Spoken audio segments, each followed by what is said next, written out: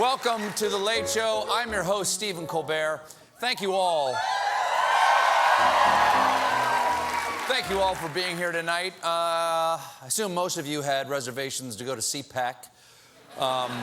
For those of you who don't know, in here or out there, CPAC is the annual conference of conservatives, also the name of Tupac's Republican cousin.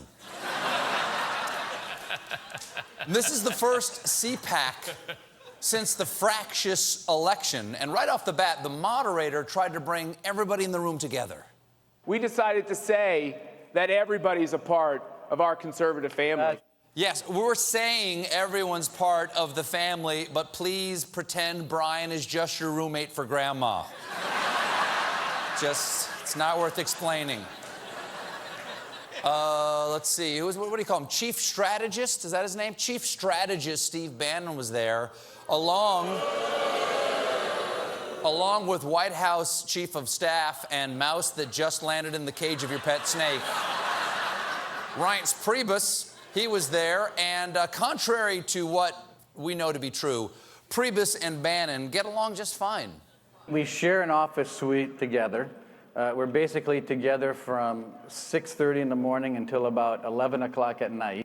At which point, Steve has instructed me to lock his door and not let him out no matter what he screams or how desperately he howls. Okay?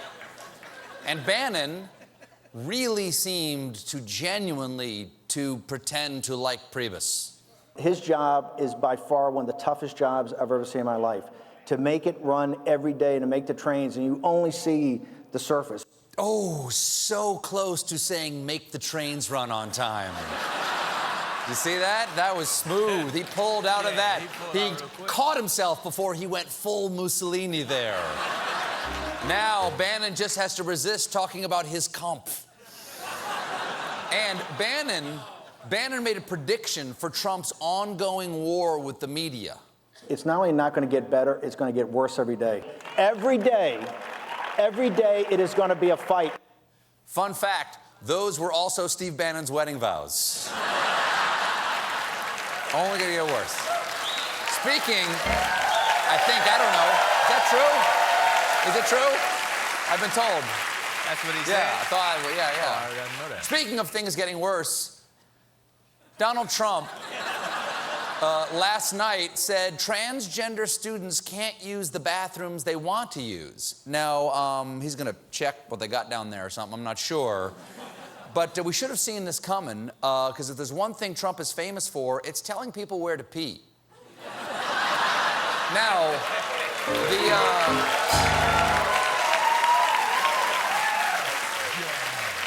the weird thing, the thing that I don't understand is that one of the saving graces of Trump's campaign, the thing that people would keep on pointing out when he was on the campaign trail, is that when it came to stuff like this, Trump seemed to be cool with whatever. So if Caitlyn Jenner were to walk into Trump Tower and want to use the bathroom, you would be fine with her using any bathroom she chooses? That is correct. Which is good, because I'm guessing right now a lot of trans people would love to take a dump in Trump's lobby. He's fine. He's fine with it. Correct. Nope. The best. Only the best.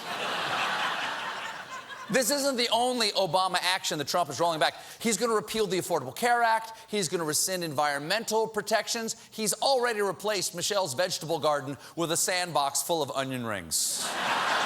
Now, oh my God. I would love, wouldn't you love? Yeah. Just do a backstroke in there. Now, according to the administration, this wasn't about persecuting any group. It was strictly a legal concern. The president has maintained for a long time that this is a states' rights issue. Oh, grow a pair. Is there a more cowardly phrase than this is a states' rights issue? Honey, do you like my new haircut? I'm gonna leave that decision up to the states. This was controversial even within the administration. Education Secretary and chunky necklace victim Betsy DeVos initially resisted signing off on it because of the potential harm that rescinding the protections could cause transgender students. But Attorney General Jeff Sessions, who has opposed expanding transgender rights, pushed DeVos to relent. Oh, come on, Betsy, they won't let me discriminate against black people. Just give me this one. I need something. Ultimately, Jeff Sessions fans.